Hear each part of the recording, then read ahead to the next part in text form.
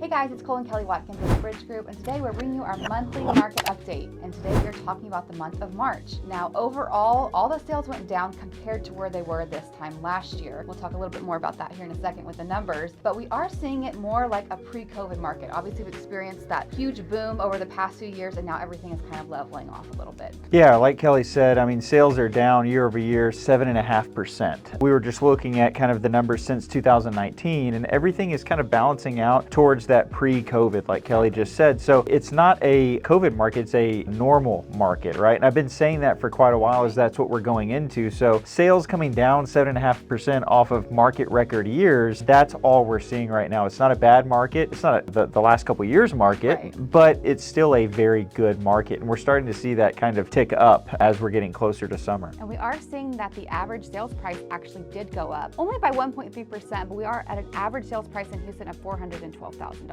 Some good news is the days on market went from 62 days on market to 55 days on market. So that is a great number. If it's going down, is a great indicator of buyer activity, which means properties are sitting on the market for less time. And we typically see that anyways, starting in March, going into the summer, properties are just not going to last as long. And it really just depends on buyer-seller activity. Right. And on the other hand, our months of inventory did go up from 2.6 months to 3.5 months of inventory. However, that is still a very low amount, 3.5 months of inventory. Typically, we say anything over 6 months is going to be more of that buyer's market, but we are still seeing it being more of a seller's market in this area. Yeah, and I typically like to look at 4.5 months, just from like being, in the industry for as long as we have and having the amount of transactions under our belt. I think about 4.5 months of inventory, really. I know the big gurus and everyone says 6 months, but they've been far removed from any kind of field activity for quite a while. 4.5 months really is where the seller starts to kind of lose leverage, at least in my opinion. We just listed 2 properties. Both properties got multiple offers over asking. So we are still seeing that there is multiple offer situations whenever we price the home properly and we market it properly as well. Okay, so we already talked about what that means for sellers. Let's talk about what that looks like for buyers. If you're a buyer going into the summer market, I do want to encourage you on this, because we've already kind of looked at a lot of the properties that the Bridge Group is listing having multiple offers. Of course, we do it in a very strategic way, but at the same time, if you're a buyer going into this market, just because interest rates are a little bit higher and there's a little bit less inventory does not mean necessarily that you can lowball a lot of properties. If you're trying to do that, now obviously you should consult with your real estate professional, but at the same time, if you're doing that in this market, it's not going to make sense. You're going to be wasting a lot of yours and the realtor's time and kind of setting your expectations up for failure. On the other hand, what you should do is get with your real estate professional and say, hey, what is a good strategy to come in on an offer? We can start here and end here. Is this property going to appraise? What does the CMA look like for this property? I think too often times a buyer will say, well, I feel like, or I need to only go over this number or be under this number. And that's just not what happens with market value. So definitely looking at the comps, putting a strategy together for that offer, starting here, not going over this, and then make sure that your terms and